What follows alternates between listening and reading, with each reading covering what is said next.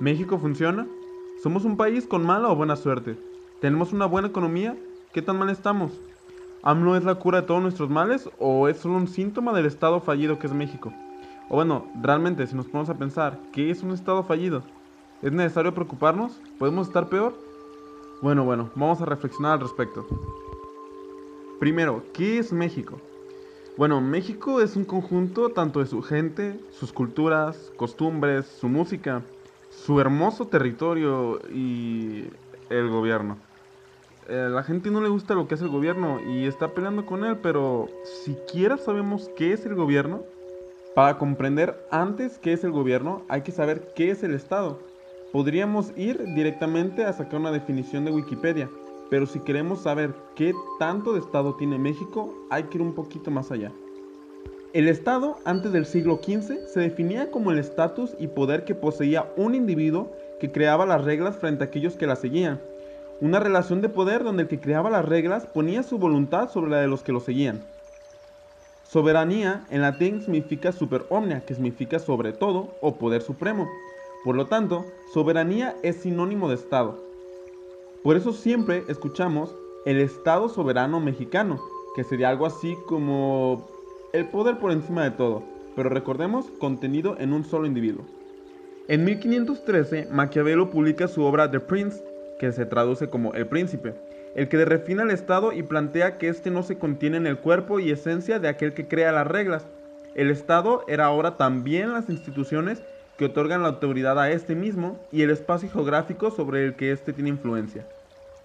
Unos años después, en 1651, Thomas Hobbes, el padre del ateo absolutista, cambió el concepto de Estado nuevamente.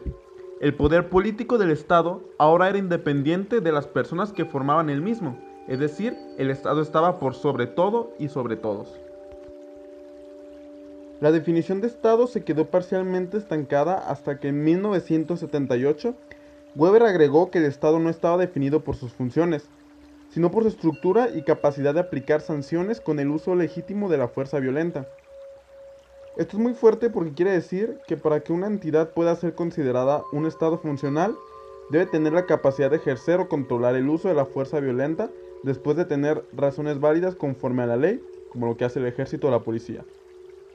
Entonces, si el Estado no es capaz de tomar el control de la fuerza violenta, no es un Estado funcional. Skinner en 1989 definió el Estado con tres características fundamentales, basado en las ideas anteriores. Estas eran, como número uno, los individuos son sujetos del Estado al presentar sus responsabilidades y lealtad a este mismo. 2. La autoridad del Estado es singular y absoluta. Y, por último, como número 3, el Estado es considerado la forma más alta de autoridad. Ya que tenemos la definición de Estado, podemos empezar a definir el gobierno.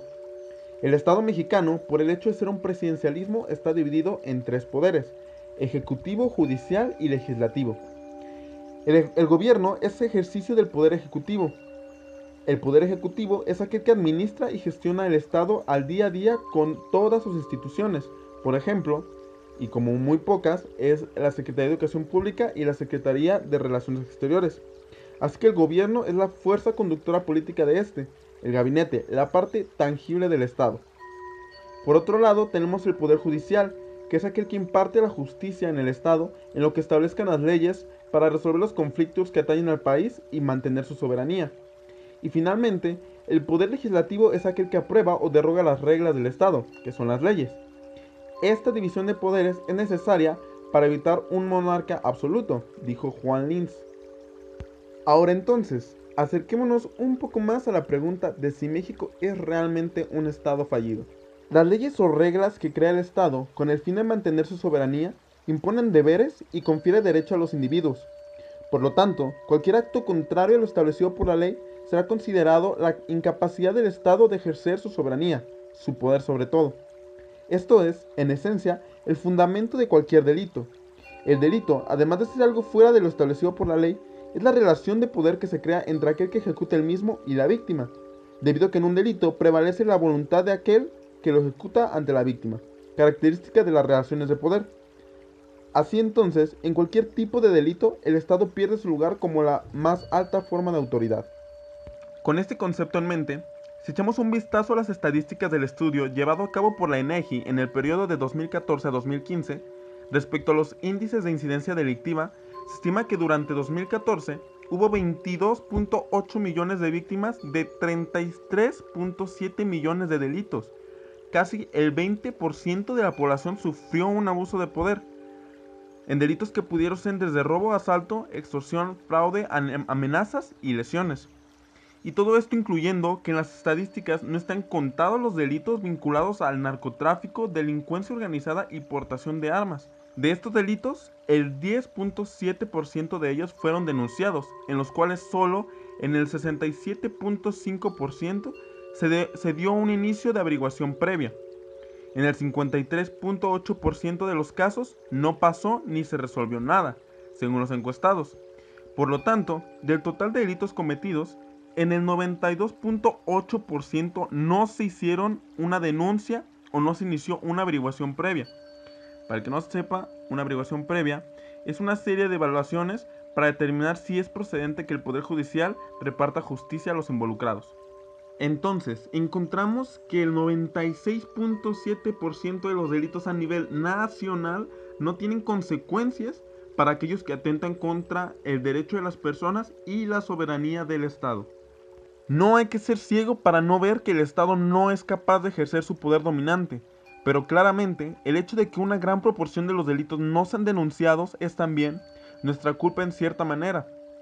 El 63.1% de la ausencia de las denuncias se deben a causas atribuibles a la autoridad, a la que se atribuyen razones como trámites muy largos y difíciles, desconfianza o actitud hostil de la autoridad o miedo a extorsión por parte de esta. Y solo el 36.9% restante de la ausencia de denuncias se deben a incumplimientos ciudadanos. Es claro que la soberanía del Estado no es hegemónica, pero nosotros los ciudadanos también tenemos la culpa. ¿Por qué? Veamos lo siguiente. Si tomamos en cuenta la primera característica del Estado según Skinner, si los individuos no presentan sus responsabilidades y lealtad a este, se considerará un Estado no funcional, o como a los medios les gusta llamarlo, un Estado fallido. Una entidad que pretende ser un Estado pero al no poder cumplir con sus características se queda pretendiendo. En el caso particular de México, y al cual va dirigido esta reflexión, hay una serie de responsabilidades que el individuo tiene ante la Constitución Política Mexicana. Según el artículo 36, el ciudadano tiene 5 responsabilidades o compromisos fundamentales. Número 1. Registrar sus bienes y propiedades, así como sus fuentes de ingresos, e inscribirse al Registro Nacional de Ciudadanos. Aquí tenemos el primer problema. Perder bienes por razones delictivas es también responsabilidad del ciudadano de hacer este registro, una denuncia. Número 2. Alistarse en la Guardia Nacional. Aquí tenemos el segundo problema, ya que alrededor del 40% de los ciudadanos esperados para liberar su cartilla de servicio militar a nivel nacional fueron remisos, según datos de Sedena. Número 3. Votar en las elecciones y en las consultas populares. Como ejemplo, en las elecciones del 1 de julio, con el 93.5% de las actas capturadas al último corte de conteo preliminar, hubo una participación electoral ciudadana del 63.44%. Y como últimas dos responsabilidades, desempeñar cargos de elección popular y concejiles, respectivamente hablando. Apoyándonos sobre las estadísticas, vemos una clara irresponsabilidad por parte de los ciudadanos en sus obligaciones, que, de manera directa, atentan contra las características que hacen del Estado un Estado funcional. México evidentemente no las cumple, pero debido a que la definición de Estado fallido es redundante, ¿realmente lo es? Parece ser que es un Estado frágil, a un paso muy sensible y pequeño de convertirse en un Estado fallido. Para apoyar esta reflexión, apoyaremos nuestra definición en la propuesta por The Fund of Peace, un centro de estudios sin fines de lucro que ha propuesto una serie de indicadores propios de un Estado frágil, los que son 1. Pérdida de control físico del territorio por parte del Estado o del monopolio en el uso legítimo de la fuerza violenta. 2. Erosión de la autoridad legítima en la toma de decisiones. 3. Incapacidad de suministrar servicios básicos. Y 4 y último, incapacidad para interactuar con otros estados como miembro pleno de la comunidad internacional. Esto, como ya hemos reflexionado antes, son características propias del Estado mexicano, en el caso de las dos primeras.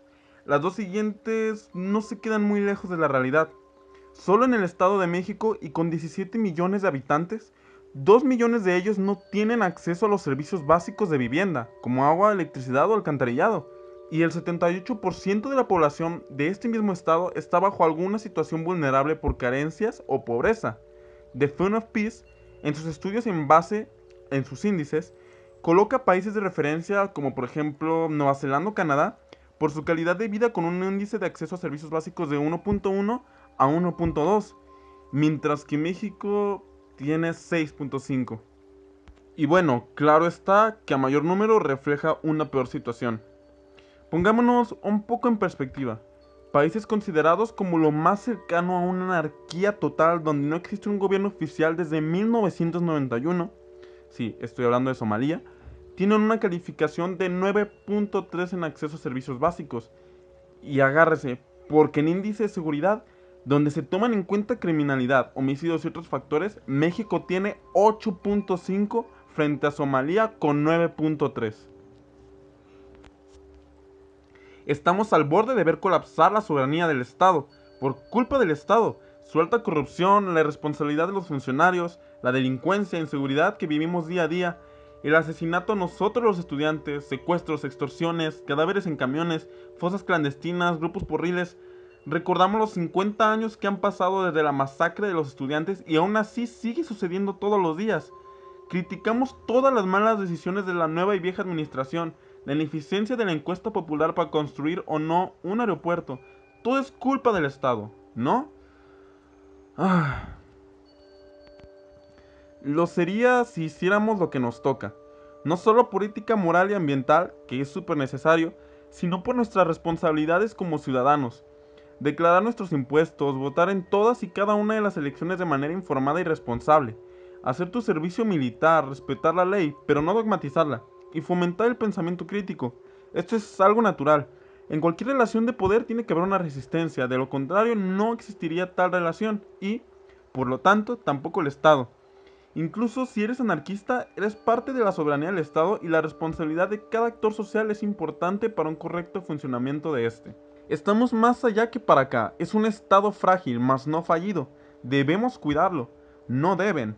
No esperemos que AMLO construya lo que en conjunto hemos destruido en tantos años. México tiene sus puntos buenos y malos, pero estamos en ese punto de inflexión para equilibrar la balanza, en conjunto, en sociedad.